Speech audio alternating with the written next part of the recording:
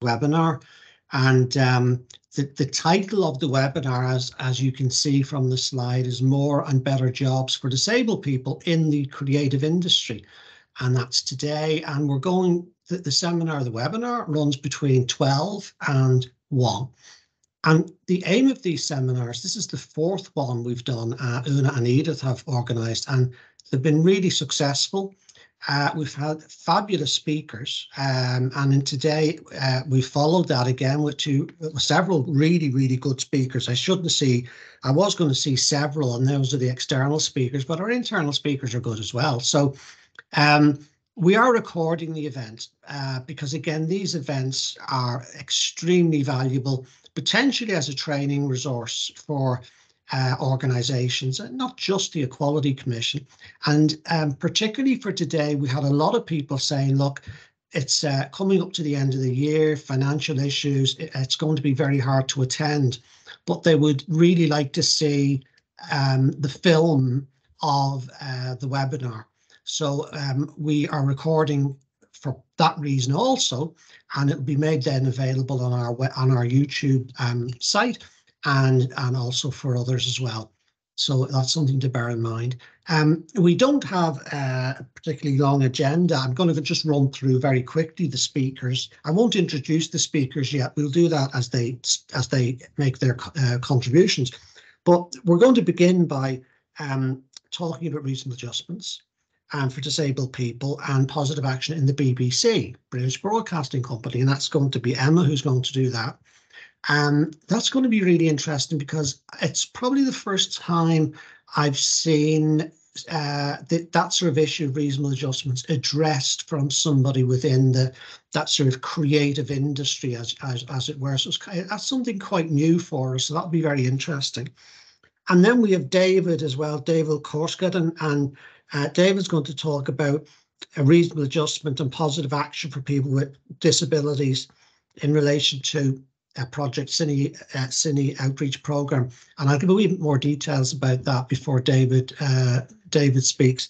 And then we're going to look at the Commission and NIU's action plan, because we don't want to just deliver a chalk and talk session. We want to give you something that will enable you to take your learning from today and develop your own action plan to develop reasonable adjustment and positive action measures. So it's a very practical action plan which we've developed with the needs of employers in mind.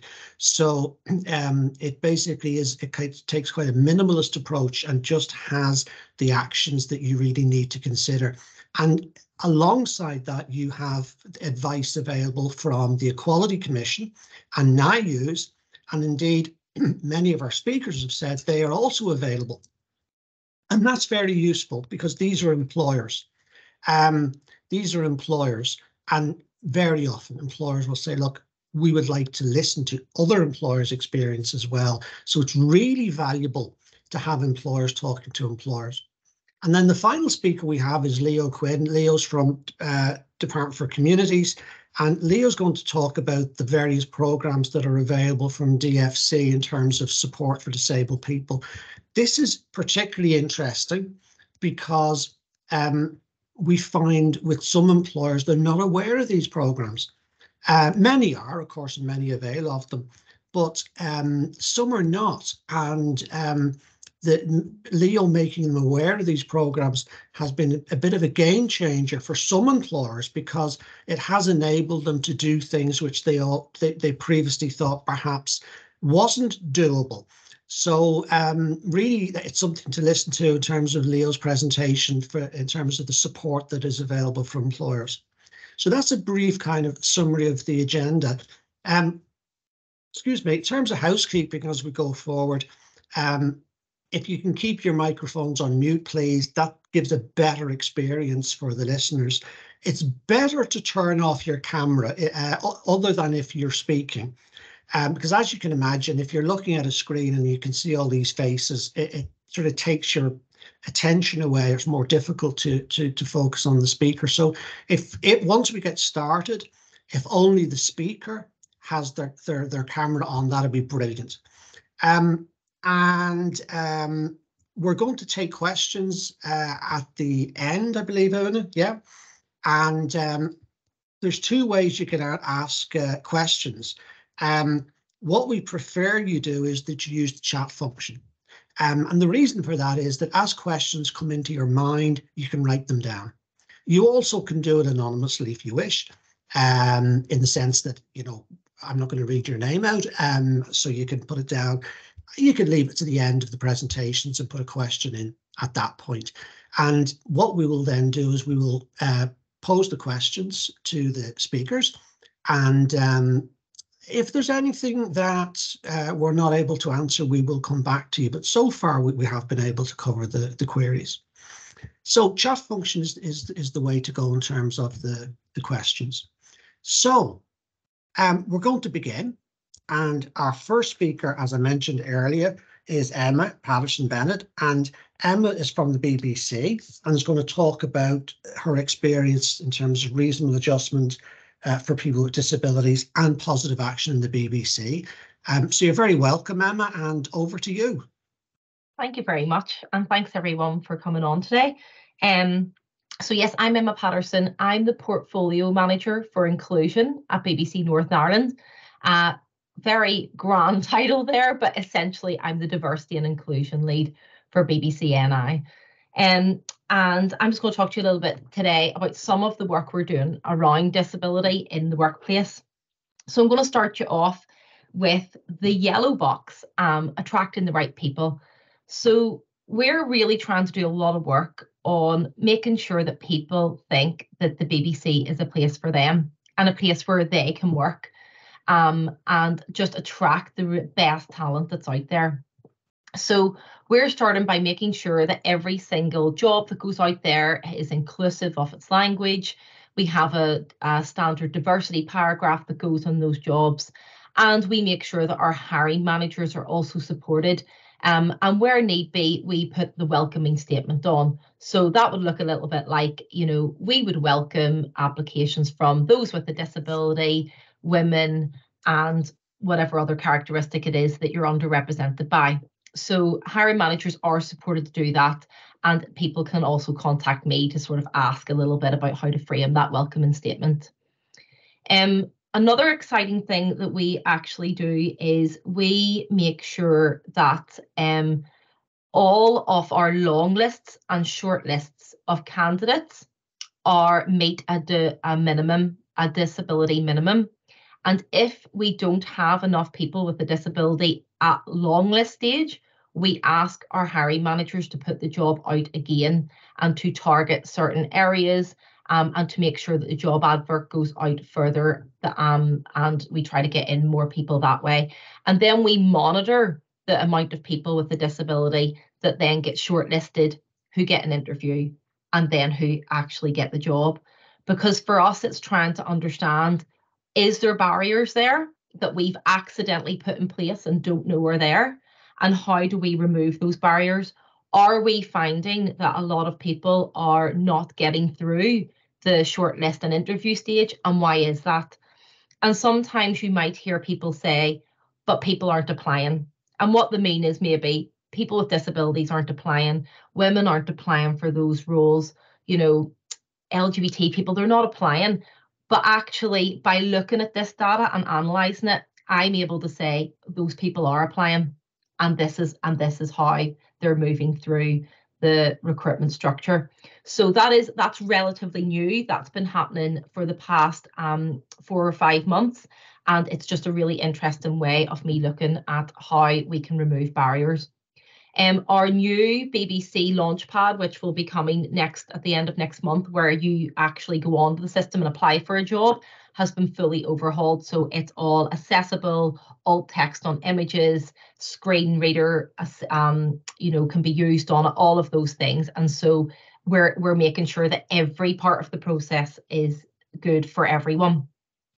And also what we're doing then is we make sure we have reasonable adjustments at all stages. We will give the interview questions beforehand. We will allow you to take notes.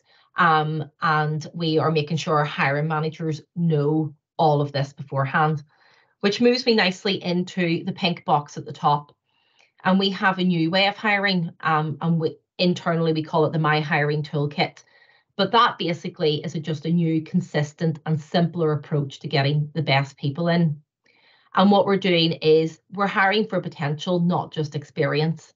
And we've trained our hiring managers on this because we know that there's excellent people out there and they just maybe do not fit with the way we've always done interviews and the way we've always hired.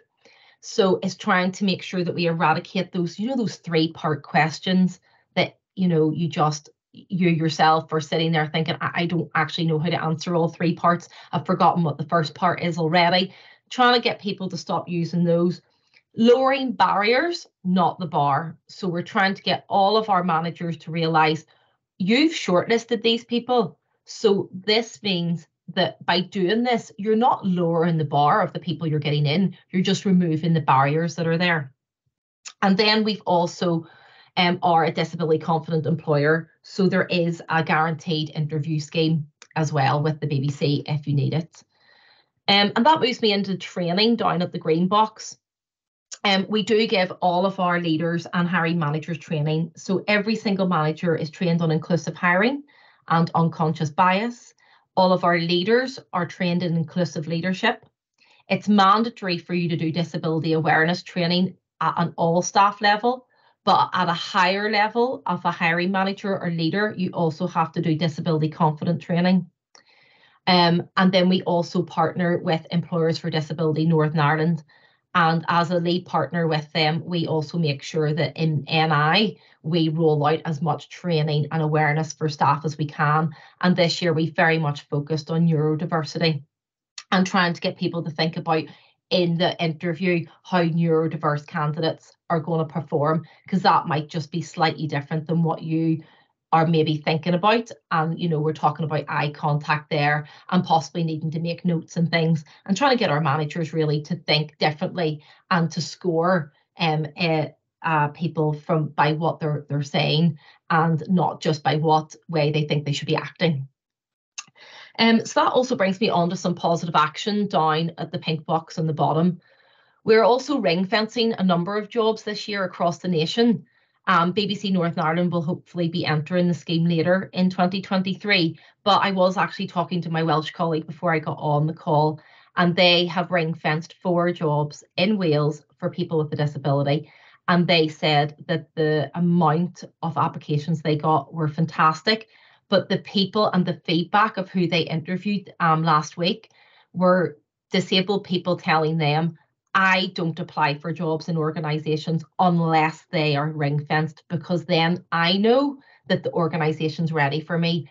I know that the organisation is committed to doing this. I just think that's really, really interesting feedback, and we're certainly going to take that on board. We're also running dedicated communications around for our staff about declaring a disability. This happens across a lot of organisations I've worked in. And historically, where people just do not want to declare their disability for a number of reasons. They may think it's going to go against them, or they may think that, it's none of your business, and I don't want to have to declare. I don't see myself as having a disability.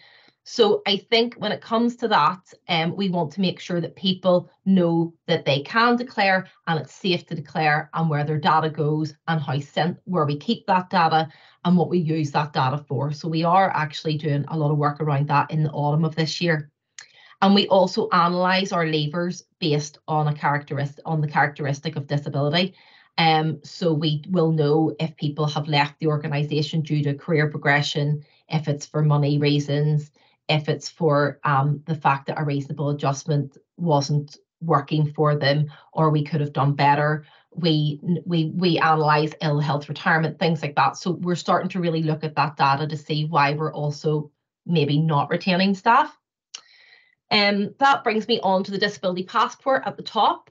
We've designed the disability passport. Some of you may have already heard of things like the disability passport, where it's designed to hold your information about your disability and your workplace adjustments. And it means that you just don't have to re-explain your disability and those adjustments every single time you get promoted or move roles, or if you get a new team leader. And it also helps people to have supportive conversations around their work and career development. And this is a really, really good way of getting people to just be more confident around disability in the workplace and know that we are there to support them, and we do have a disability hub that works through that with people. Now, what I would say is, you would think then I probably wouldn't have to do the data work. There's still a lot of work to do on getting declarations and data, because we would like to see the uptake of Disability Passport be a lot more than what it is. So there's definitely still work to be done there. And finally, that brings me on to our staff networks. We couldn't do all the work that we do without our excellent staff who already work for us, and they run our staff networks. Ability is for staff with a disability, and Enigma are for those who are neurodivergent. And through both these networks, they run allies training. So doing a lot of work into language around disability, and just a lot of promotion around disability in the workplace and being visible in the workplace, which is so important. And then staff also have peer-to-peer support there. They've got training bespoke to them, information throughout the year, and they can flag issues up the way to the executive team or to me and things like that. So the staff networks are really critical to everything that we do. And before I stop talking, because I realise I've been talking for a long time there, I just want to show you two very quick case studies of what we've done in the workplace for two of our staff, one with a disability and one who's neurodivergent. So this one I'm hoping will be of interest to you, because this person is a production advanced trainee and they work in our factual and educational team in BBC NI. So they do everything from research, scheduling, script writing, filming on set, edit and post-production. So something that would be close to all of your hearts in the creative industry. They absolutely love their job because each day is different. They travel and they work with different people, they pitch ideas, and they also lead our Ability staff network. And they live with the long-term health condition called rheumatoid arthritis, which causes pain and swelling in the joints. So the adaptations we've made is going through the access to work process and ensuring the right equipment is there. Ergonomic chairs, desk raisers at home and at work, so that they can stand and sit when they need to, and continue working without their joints seizing up or becoming stiff. But it's also about making colleagues aware that they live with fatigue because of the medication they take and how they manage their condition. So that's taken into consideration when they work long days. And as I say, they are out on shoots. They do outside broadcasts. They do late night live shows. And particularly if they have to drive somewhere and it's a long drive, that needs to be taken into consideration for them. They're also immunosuppressed, so they can't always be around people, especially if there's a lot of illness floating around or COVID. So they do also have the flexibility to work from home. Our advanced trainee is absolutely fantastic and in no way has putting any of these adjustments in place hindered her development or hindered any work at all that she has been able to do for the BBC. We have absolutely benefited from having such an excellent person working for us. So I just think it's a really, really good way of showing you that putting these adjustments in place isn't a barrier at all.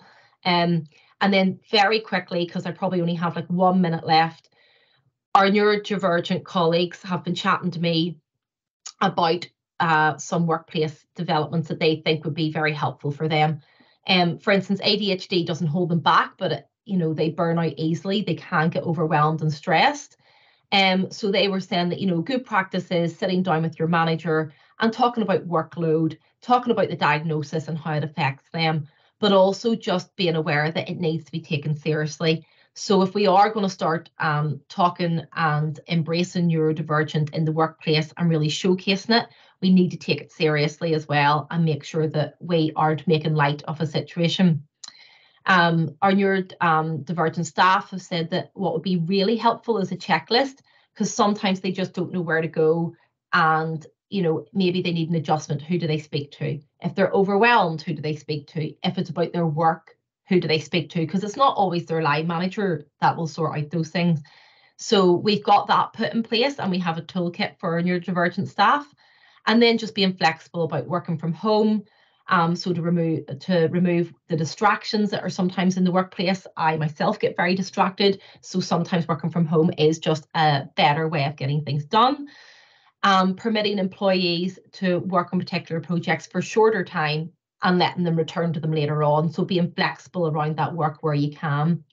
And then taking breaks, because some of our neurodivergent staff, once they get onto a project and they love it, they will just keep working. And although that seems amazing, they will burn out too quickly. So it's also being aware that they may need to be told to take breaks and supported in that way. So look, that's the end of my presentation. Obviously, I'll take questions when it gets to the panel, and I hope that that's been really helpful for you.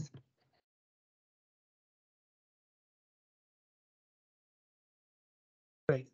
Thanks very much, Emma, for that. And as Emma said, we will have questions. I just wanted to bring out one of the points that Emma mentioned there, which I think is really important.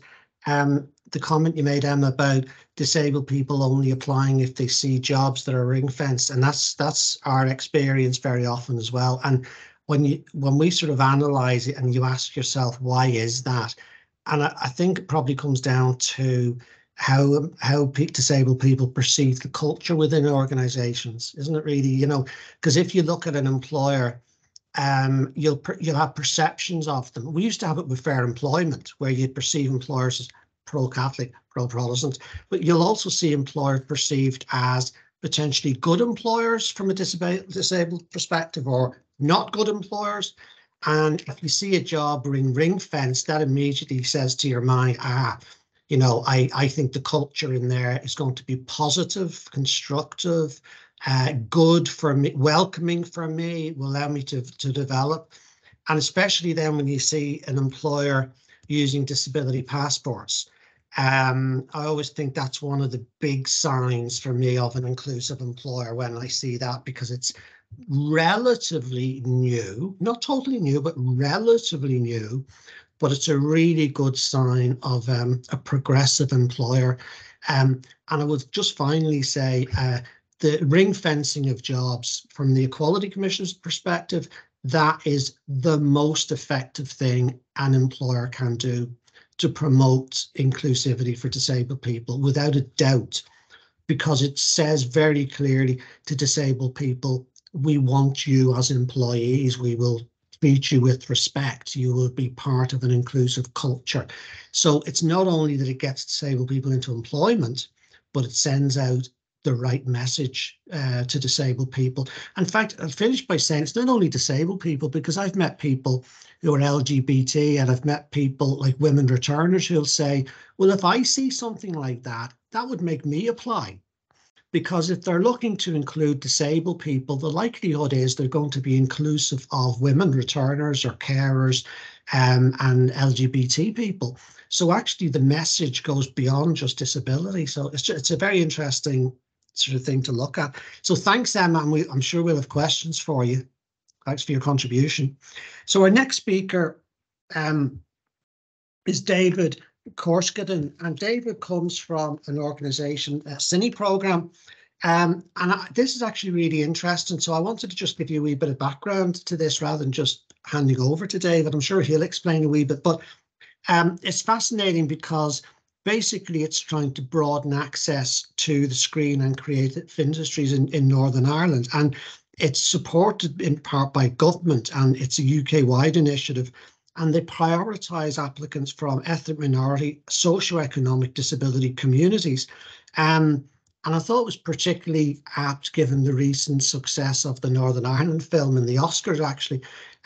But also, as someone living here, you can see the importance of the creative industries and screen industries in Northern Ireland. So it must be a growing industry. So David's going to talk to us from that perspective, and again around reasonable adjustments and positive action. So over to you, David, and thank you for attending. Thank you for the opportunity to speak to everyone. Yes, as you've just described, this initiative is a fairly new initiative, came to being in April of last year, so we're approaching our first anniversary on the 4th of April. And what we've actually set out to do is, as you've rightly said, is sort of prioritise three main underrepresented communities within the creative industries. So that's the lower socioeconomic, those from ethnic backgrounds, and those with disabilities. And so how we've actually gone about doing that over the last year is that we spent probably the first 3 months really engaging with the organisations who work with or are connected to those particular communities to get an understanding of what the needs were, what the sensitivities were, how should we approach this, how should we actually engage with those audiences to try and increase their awareness of what we do and attract them to the offerings we're going to be presenting to them. So in effect, what we're doing in the Cine programme is we're and sort of almost two tracks. My colleague, the Cine manager, is constantly talking to industry, trying to find new opportunities across all sectors. So gaming, interactive, post-production, craft and technical, so on and so forth. So all of those areas, they're having conversations with my colleague. And as a consequence, what we would then do is identify an opportunity for an entry-level position. That then is looked at. We take a completely different approach on the recruitment for these particular roles, because one of the fundamentals of Cine is that we're not looking for, I mean, it's new entrants, so we're not looking for people with experience or qualifications per se. If they have them, it doesn't necessarily rule them out. But what we are doing is we are looking for the three priority areas. So the recruitment process will go out based on a sort of person spec as well as a job spec. So what we're trying to do is get those we're trying to attract to the roles to be able to identify themselves as a person that could potentially do that role. We're then trying to encourage them to look at the transferability of their existing skills that could be applied for those particular roles. So fundamentally, that's how that would go about. Then the application would be set up in a way that the questions that are being asked are obviously minus any experience or qualifications. What we're trying to do there is get a sense of their understanding of what the role is, where they see themselves fitting in. And then the application is through a normal sort of application process. But when we get to the point where we're doing the selection for interviews or for processing, the HR department apply the three priority areas to the criteria for choosing candidates to be progressed to interview stage. So as a consequence, what we're doing is we're saying that you need to meet one or more of the priority areas to be presented for interview, so that we can ensure that we're getting candidates who are coming from the communities that we're trying to prioritize. So then that would go through and the applicants are their applications are then sent to the companies who we're partnering with. And then it's down to a merit-based system, as you would expect for any other role. So that kind of, what that does, that accelerates or increases the focus on ensuring that we're actually getting applicants from the priority areas we're trying to attract. What we're seeing is that having a great effect. Since we actually started offering out the roles, which would really be sort of from July of last year, so that isn't that long ago. We've actually received up until the start of March 813 applications for different roles, which is absolutely phenomenal. We've actually placed 46 people up to the start of March into roles. And what's interesting is that of those roles that have been filled, 53% of them have declared having a disability, which is just phenomenal. And it is, I think, testament to the approach that we're having. How we actually went out to start engaging with the organization, the communities that we're trying to attract, was we did an approach of sort of almost like an education information, sort of raising people's awareness of what are the creative sectors and what types of people work within that. And that was very effective. We had an awful lot of people come and engage with us.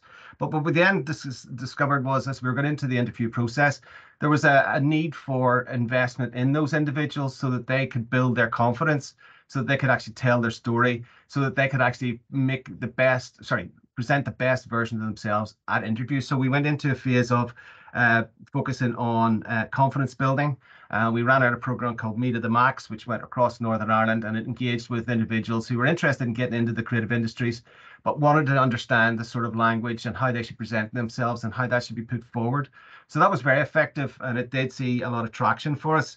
But subsequently, what we've now realized is that what we're starting to see is a need for a little bit more information about different sectors, because what we've been doing is relying on the community and voluntary sector who are engaging with those communities on a regular basis to try and understand what our sector is trying to do.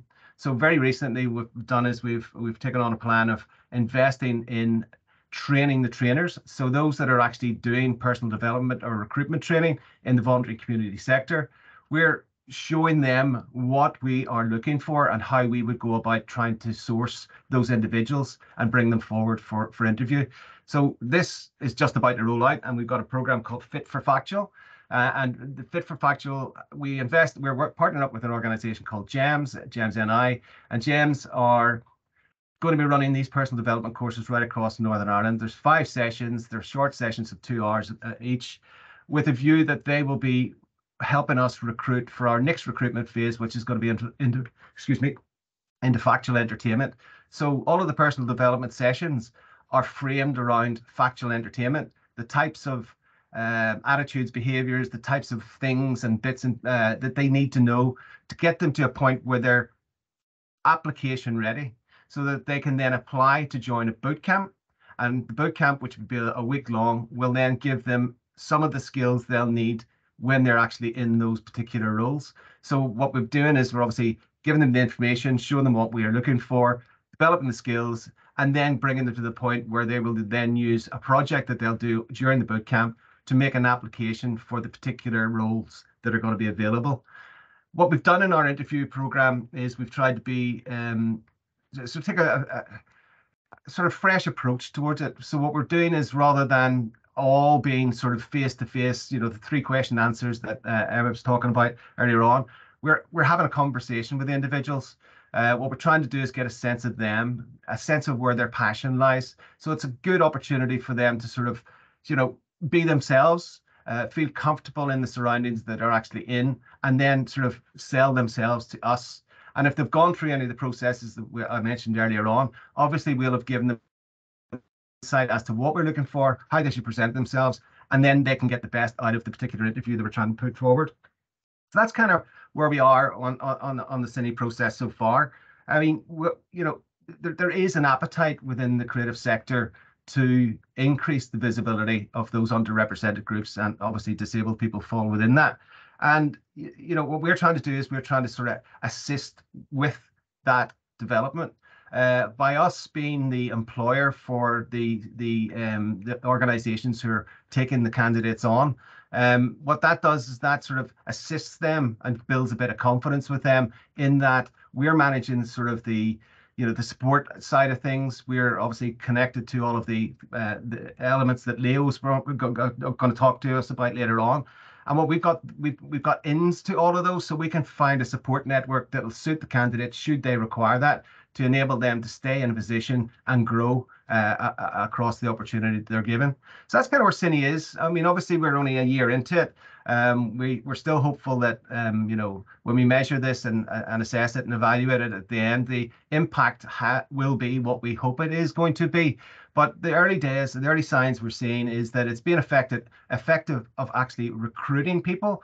It's being effective in attracting people to the offers, and that increase can only be sort of welcomed. And if we can build confidence within the creative sector by showing that candidates who do present with disabilities can thrive in the roles that they get, that can only be sort of self-perpetuating. That will build confidence in the sector, and we'll start to see an awful lot more of that. So I'm going to round up. Hopefully that has given you enough information about what CINI is. I mean, obviously we're still very early in our journey, and we hope to sort of increase the footprint that we leave going forward.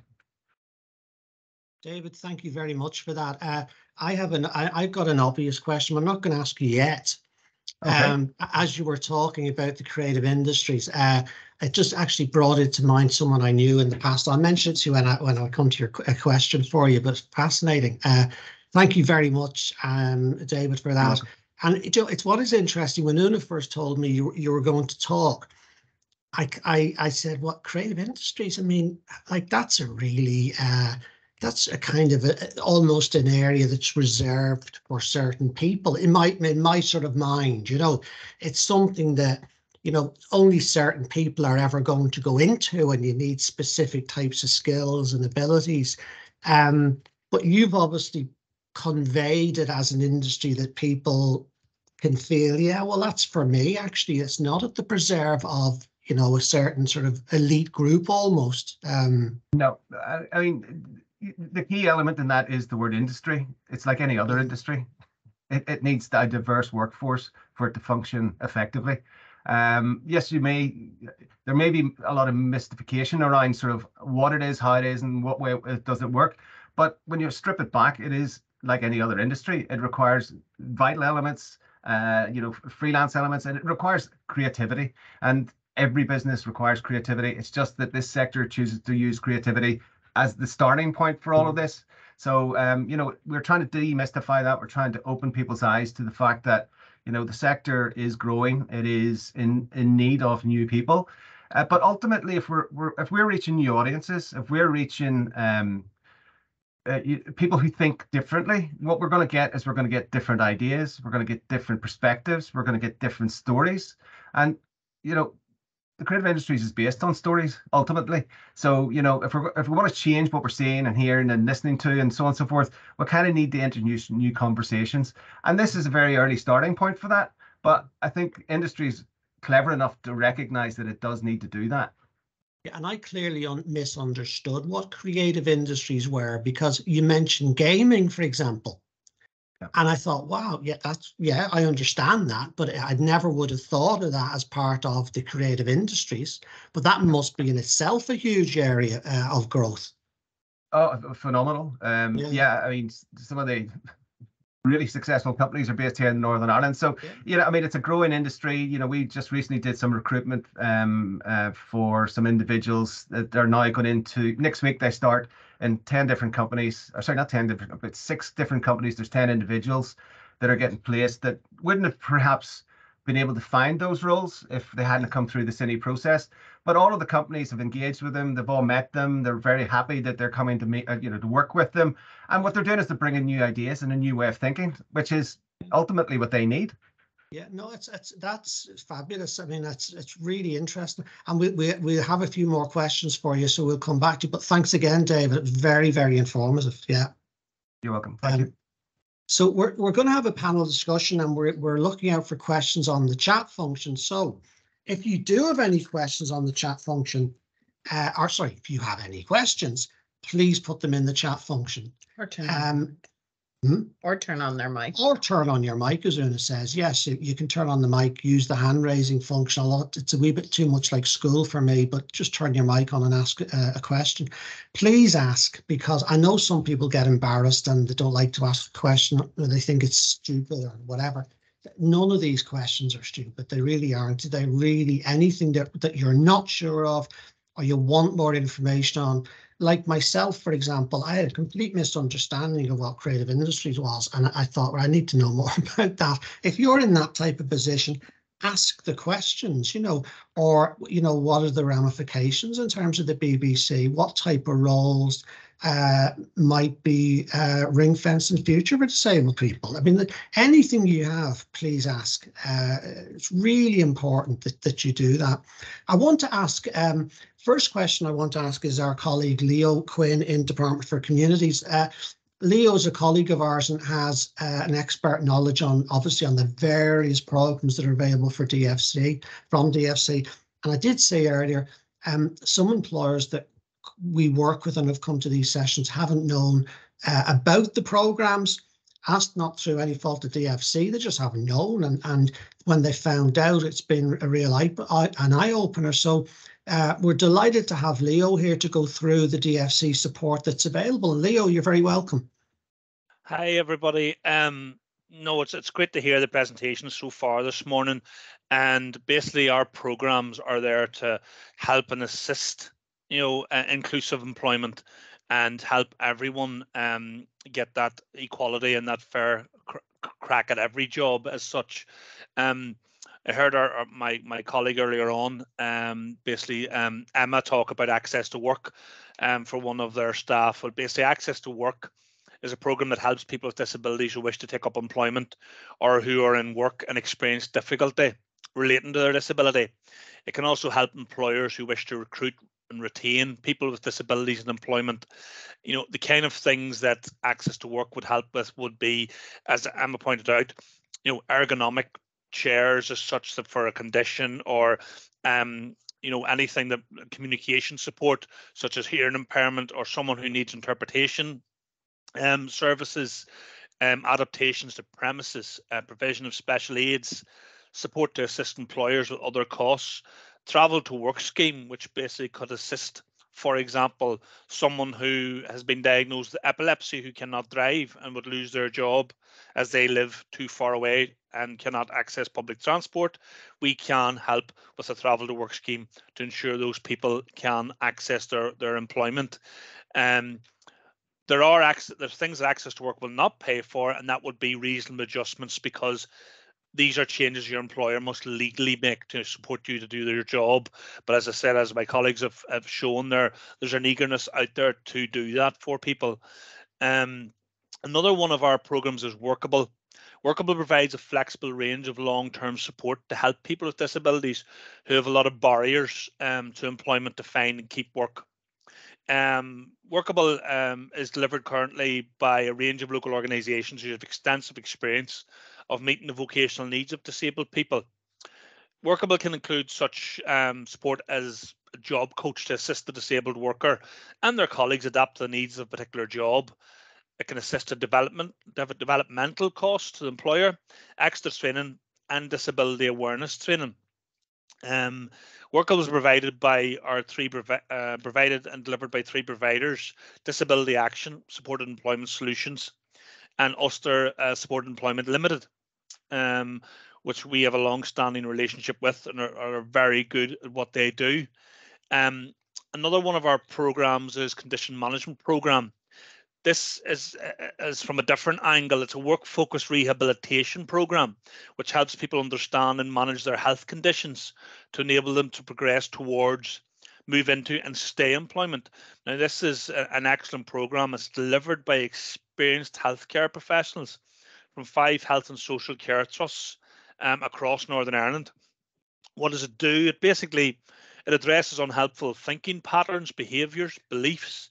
It encourages and promotes self-helping coping strategies. It can improve the quality of life and increase physical and emotional resilience. It helps identify and address obstacles to work, and it can help and enable a participant to manage their health in a work setting and promote job retention. Some of the elements where we would provide support with regards to CMP is basically there's enhanced coping mechanisms, there's better emotional resilience, there's increased confidence and self-esteem. These are some of the things that have been echoed out of an evaluation was done recently. There was actually 37% of people cited they had less GP appointments due to being on CMP. So in the Department of Communities, there are a wealth of programs that we provide to help the public and to help employers be more inclusive in their employment practices. So that's me, folks. Happy to take any questions or be involved in the panel discussion at the end.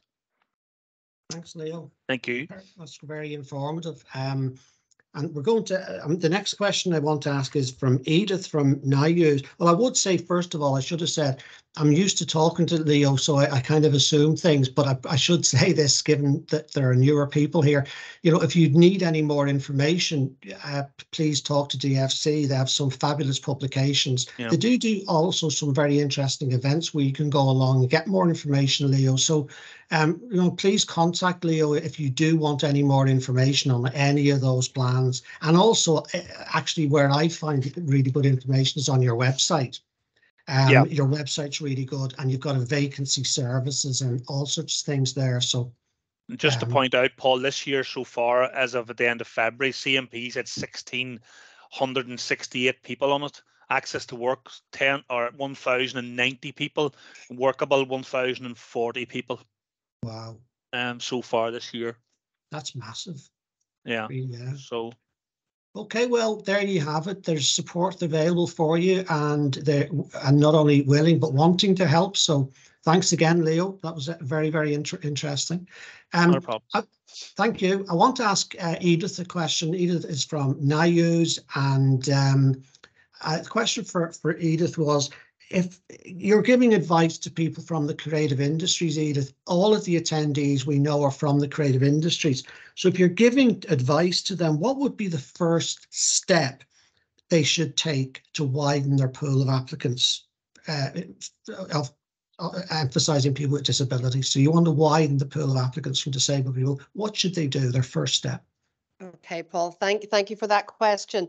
As Paul says, my name's Edith Dunlop from the Northern Ireland Union of Supported Employment, and we're an umbrella organisation that works with organisations that support people with disabilities into employment. And I suppose one of the first things that we would say to employers, is to look. I think they have to sort of, from the real starting point, is to look, what is their recruitment practice?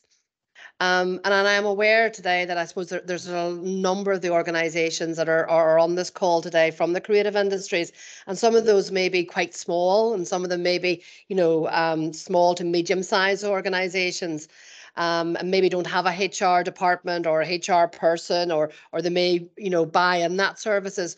But it's really about looking to see how they go about doing that recruitment, and I suppose a couple of things that really to look at in relation to that. But I really want to stress here that there's support in helping you to do that as well. It's not to say that you're on your own and you have to look, what's my next stage? And you have heard today, I have to say, from Emma, some real good examples of what you can do as an employer to encourage more people with disabilities to apply for opportunities as well. And you can do something very similar to what Emma has talked about. I know, like, the BBC is quite a large organisation, and you might think, well, they can do that, but you can do that too, as well as even a small organisation, because those, taking that first step and acknowledging that you want to sort of, widen your recruitment, to widen your workforce and to bring on people with more diverse backgrounds will definitely help your business as well.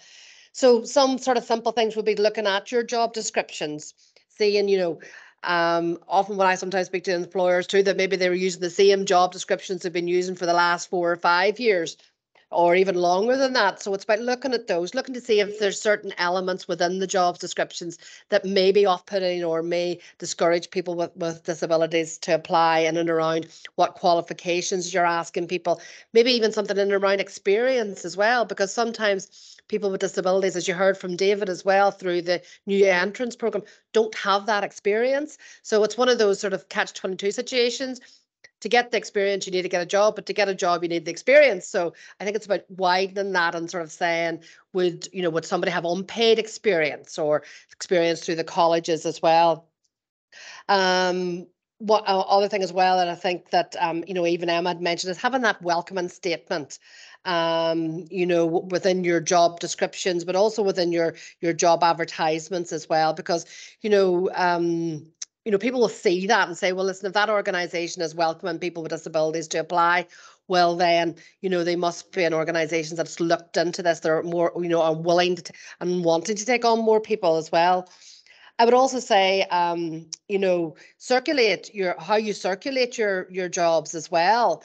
That's something from our perspective, the Northern Ireland Union of Supported Employment, we can circulate jobs round to the disability sector who are obviously working with people with disabilities who would be interested in your job. So that's maybe one step as well, rather than using your traditional methodologies of sort of advertising posts as well. You could also advertise them through the your local jobs and benefits offices as well. They offer that a free service as well. You also, I'm sure, through NI screens as well, opportunities to sort of to be able to promote the vacancies that you have. But I think it's key to put on that sort of statement in and around, welcoming people with disabilities to apply, because it will make a difference, when people are looking at those opportunities. There's many other things as well, and I know that Una will pick up on some of these points too when we look at positive action. But I think we've heard today too as well from Emma and from David is some of the little actually little things that make a big difference. You know, and I can hear that through from what Emma was saying and what David was saying, and I know even through the support that also the Department of Communities also provide. It's looking at things rather than doing things the traditional way. Let's look at alternative ways of doing things, such as, you know, a working interview rather, or a work trial rather than having a job interview. You know, we've all been through that process of a job interview, sitting across from three people, been asked similar type questions.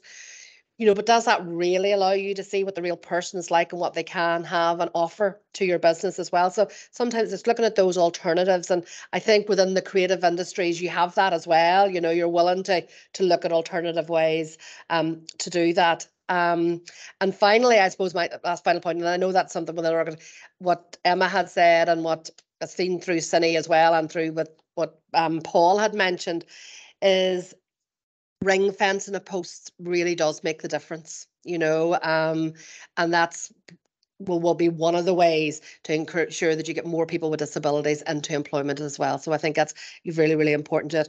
But my last point is really wanting to sort of stress, and what we're trying to achieve through all these webinars is to say you're not on your own. There are many organisations out there who want to share their experiences with you, as you heard from the BBC and through Cine as well, but also organisations that provide that practical help and support. You've heard from, you know, from the Department of Communities. I know that the Equality Commission have a wealth of information on their websites, and, you know, and people can go along and phone in and they will help and support you through all of that, as well as the disability employment sector as well. We're here to help and support you in making those, you know, for some organisations, maybe the first time that you've actually even considered looking at this, or it's the first time that maybe somebody's come across that you was looking for employment within your organisation. But, you know, you're not on your own. We're there to help and support you in any way that we can.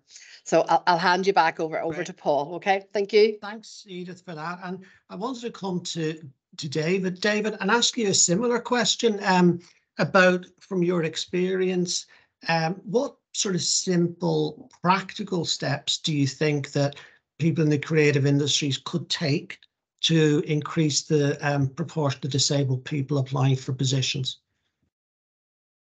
You know, I mean, our approach has been, you know, almost logical in that, you know, we needed answers to questions. So we asked people who knew the answers, how can we do this properly and appropriately? And what we've already witnessed from this webinar is that there's a lot of help out there. There's a lot of support. It's just sort of finding the right people who can answer those questions. Now, I'll be honest with you, right at the very start, we met Edith, and Edith was phenomenal in her guidance in sort of putting us in touch with the right people, giving us the right suggestions. And so, you know, the advice I would give if you're seriously considering doing something like this, which I have no doubt those within the creative industries are, is just ask those questions. You know, the Cine program is maybe something that could be could assist in the creative sector as well. As I mentioned, Paula, the Cine manager, is constantly talking to industry, trying to find you know, opportunities that we can then sort of work in partnership with the organisation to try and fill through a recruitment process that Cine puts in place for them.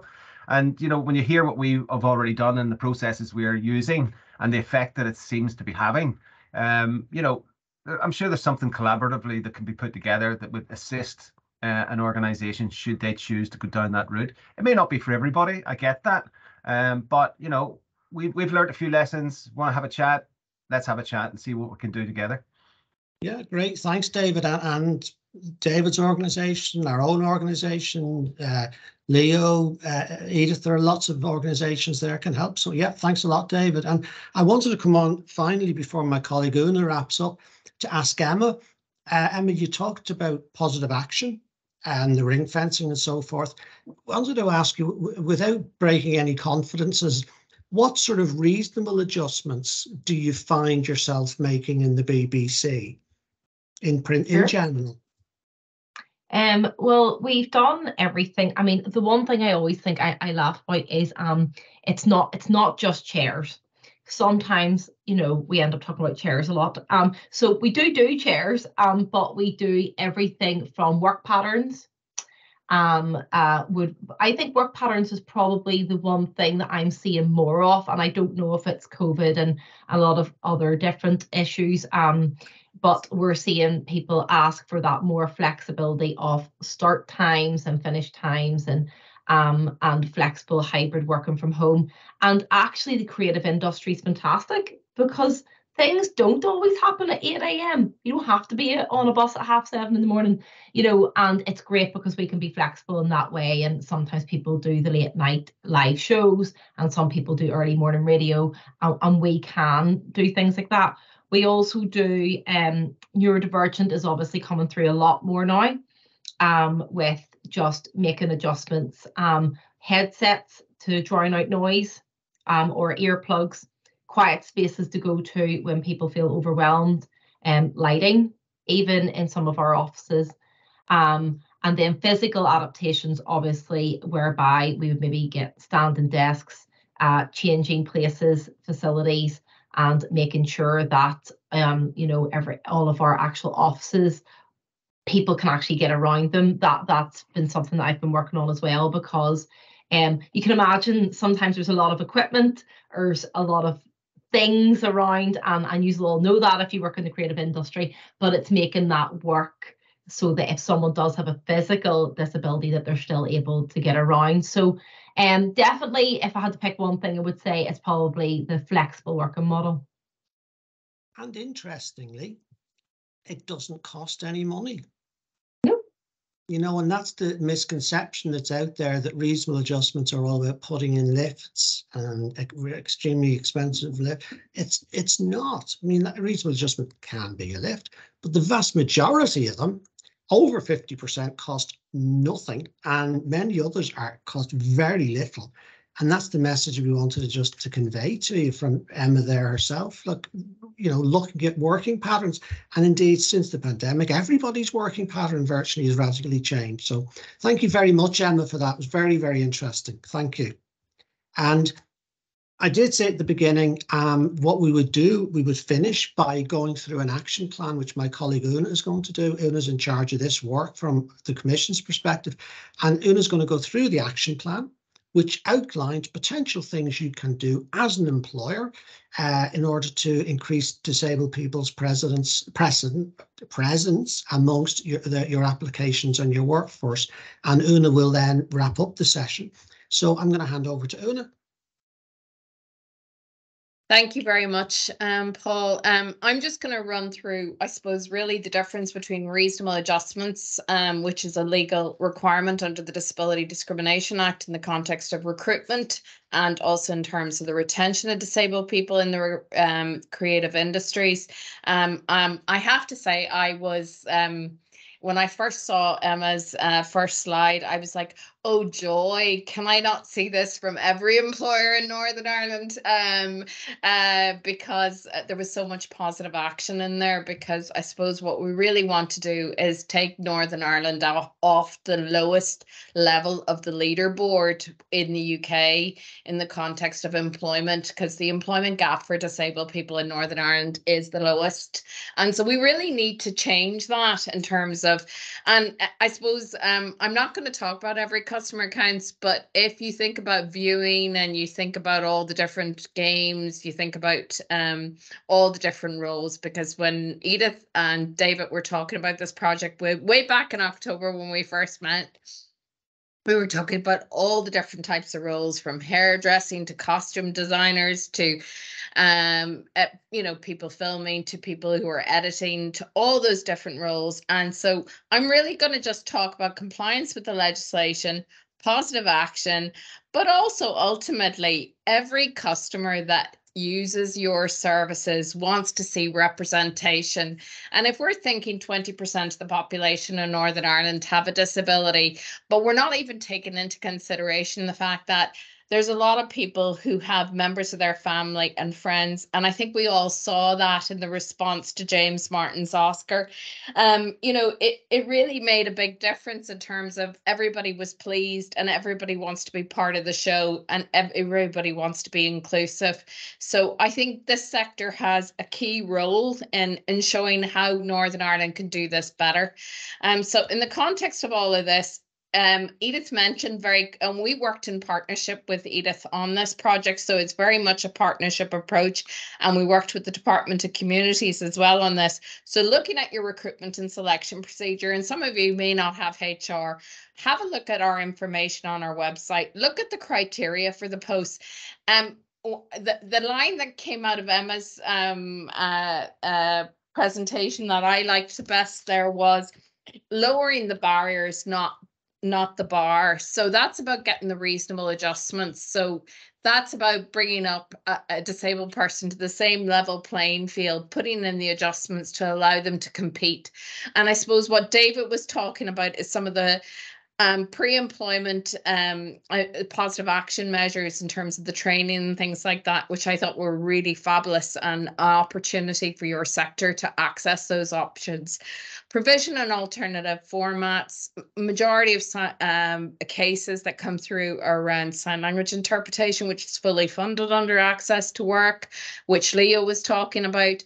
Looking at gaps, you know, people with mental health may have gaps in their curriculum vitae or their application form, but they may have the skills and abilities to contribute in a very creative way to your process, and also neurodiverse people and people with all different disabilities, because this is the fourth one of these webinars, and when disabled people were talking so passionately about what work meant to them, it really was about getting those adjustments right. And as Emma mentioned there, flexible working, it is the most commonly requested reasonable adjustment.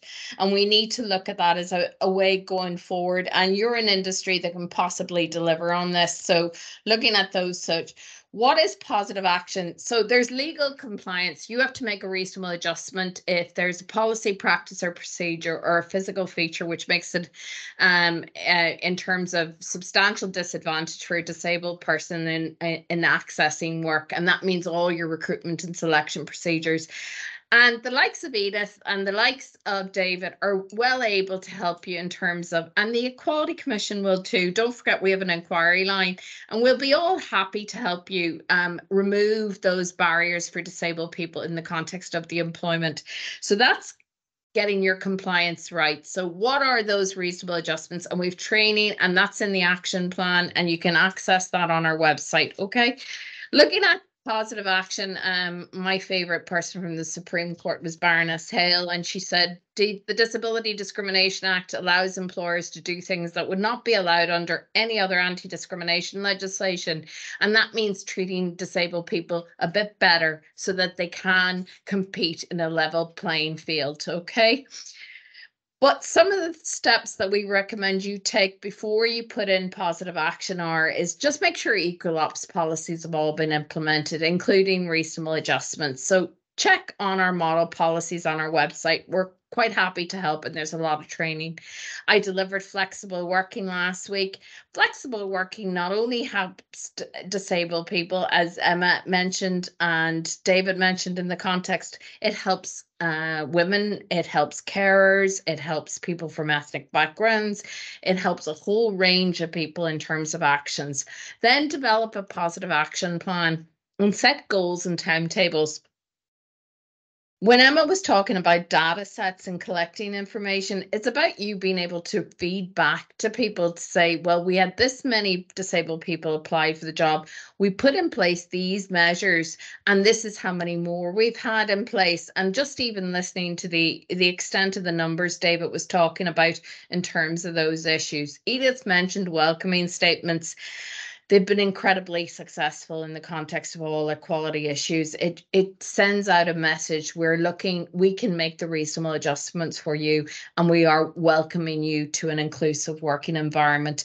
And also having, those employer representation groups that Emma was talking about, getting feedback from them about what sort of adjustments you need to think about.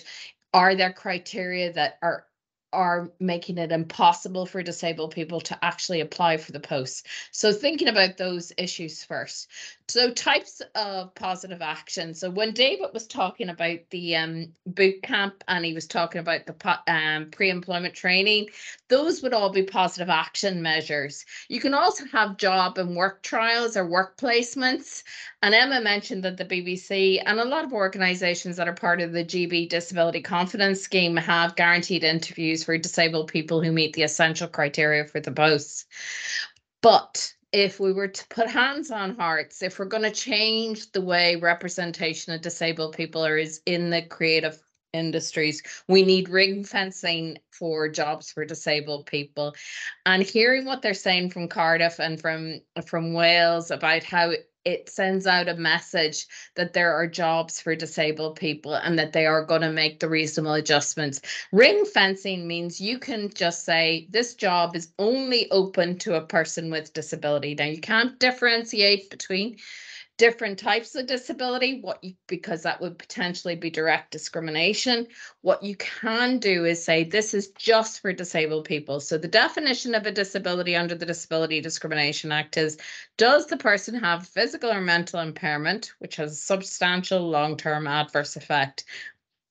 And Leo was talking, he was saying people with epilepsy, people with diabetes, people with heart complaints, people with bad backs, people with learning disabilities, people with neurodiverse conditions.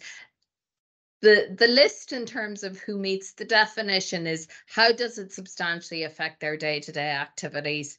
And thinking about this, and I met a young man who's on one of the programs recently, and you could see his confidence growing from being in the work placement, having that opportunity to learn new skills, and he was passionate about his job. And it was just so wonderful to see those sorts of situations happening in terms of those issues. So what is lawful positive action? I've explained those. So offer training opportunities. So link into the CINI program, and in the support documents, we've actually given you a link into offering those posts out to wider disabled people through NIUs, through all those other organisations, through the Department for Communities, through the local job centres.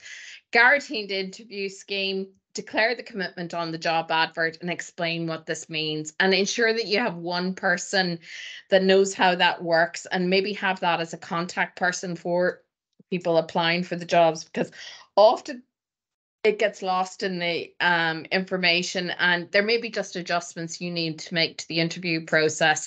And that could be going back to what Emma said. Let's get away from doing the 3 questions in one question. It does make it very difficult for all of us. So by being inclusive for disabled people, it might actually make an interview scheme quite a useful one. But you could also have a job trial. You could do all sorts of things. Instead of an interview, you could do a short-term job trial, a day long, where you observe the person doing the job. And that can be a reasonable adjustment depending on the person's disability, if that would remove the substantial disadvantage for the disabled person. Reserving jobs, please. Even if we get 1 or 2 from today where people reserve the jobs for disabled people, it'll help us on the road to let us not be at the bottom of the pile in terms of the UK, in terms of those issues. And action plan. And Paul mentioned the action plan, and it's a document where you have contact details for Northern Ireland Union, the Equality Commission, and the DFC.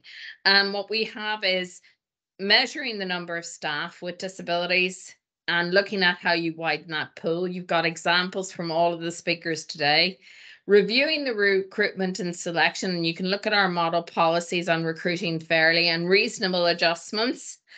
Training for staff in recruitment and reasonable adjustments. The Equality Commission provides free training. We often include the Department of Communities as part of that training, and that's a good opportunity in terms of looking at those issues. We also have a number of these webinars which will be going up, and there is links in the support documentation to 2 videos which we did earlier this year around reasonable adjustments, and one of them won a prize, a film prize in Australia. Was top 5 in the world, and we got beaten by India, but we won't talk about that. But Connor's video went down very well. Develop that positive action policy. So which of those 4 options that I was talking about are you going to do? Are you going to offer training opportunities? Are you going to look at what posts do you think could I get training opportunities with Cine? That that I love the hiring toolkit issues, but what was it? David mentioned fit for factual, something like that. Am I going to work with them on that? Am I going to provide work placements, guaranteed interview scheme? Am I going to put that in place for certain jobs? Going to review the criteria. I'm going to look at what reasonable adjustments. I'm going to find out more about access to work and Workable and see if they're going to help me. Use short-term job trials as an alternative to traditional selection procedures that work very well in Queen's University Belfast when they ring-fence 20 jobs for disabled people in Northern Ireland. So those are some of the options that are available, and I'm scrambling for time here because I know I've gone over, but I just really want you to think about reasonable adjustments don't happen just in recruitment. They should happen throughout working lives, and we all know the magic age is 45 where everything goes downhill. But anyway, so the opportunity that we need adjustments throughout our working lives, and it's often referred to as accommodations in every other jurisdiction in the world. But if you think about it in that context, what can I do to put in place a positive action plan that will recruit more and better jobs for disabled people? If you provide services to the public, we have a charter as well, but we also have a mental health charter if any of you are interested in finding some more information about supporting your staff in terms of recruitment for people with mental health, but also in the context of retaining people with mental health. Edith, can you share the evaluation and the chat function, because you were going to do that for me? Yeah, if I don't get it out now, I'll get it out to everybody afterwards. I just need to go and find it. I'm lost without Brona today. To do that bit. Listen, just on that note, Paul has asked me to wrap this up because he's gone on to another talk about race in half an hour. So just really want to thank our speakers. Cannot say that they haven't been very flexible and helped us in terms of developing this. And hopefully this is useful for you as organizations going forward. So if the speakers would like to turn on their cameras, can I please thank Emma, David, Leo, and Edith. And can I ask you to put your hands together and please complete the evaluation form, because we need the information back. There may be information about how you think this should be run, if you think there are improvements or changes we should make, because we'd like to do a check-in with you in around 6 months' time to see how this is going. And I know the BBC have more plans ahead in terms of ring fencing jobs for disabled people, and they give you their experiences, because it's always better to hear from the people who are actually doing it. And also in terms of the progress David is making, which is fantastic. And also the progress from the Department of Communities, more and more people on the programs. And I would be lost without my partner in crime, Edith Dunlop. And let's create new stories. As David said, this is an industry for storytelling. Let's create new and positive stories around disabled people in the creative industries in Northern Ireland. Let's really move ourselves on on that leaderboard and change the way we think about those issues. Can I say thank you very much? If I asked each panel member what would be their wish for disabled people in the creative industries, I didn't tell them about this question, so now they're going to really kill me. So if I was to ask Emma, what would be your wish? I'd just like to see more people with a disability in the BBC, but more people so that it would really value our output then, because the more people we meet internally, it'll reflect our external output as well. So, yeah. Thank you. David? Feel worthy of it. You are needed. We need to see more of you. Thank you very much indeed. Leo?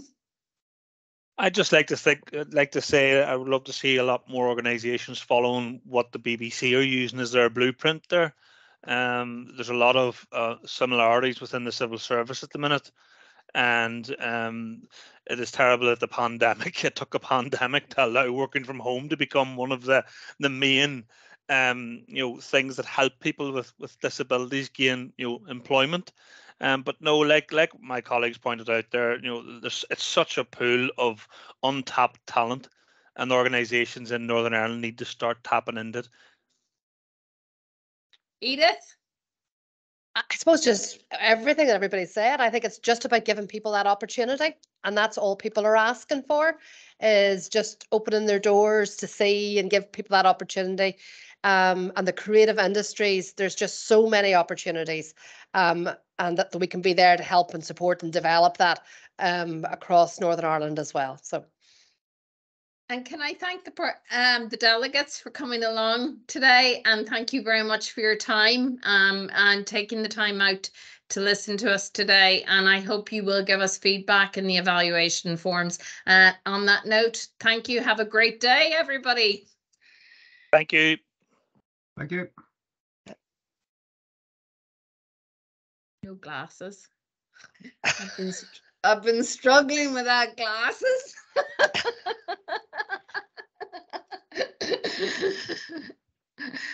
So I'll wait till everyone leaves, and then we might have a few seconds, everybody. I'm just going to contact Leo. I'd send him a wee chat thing, but I don't know if he got it.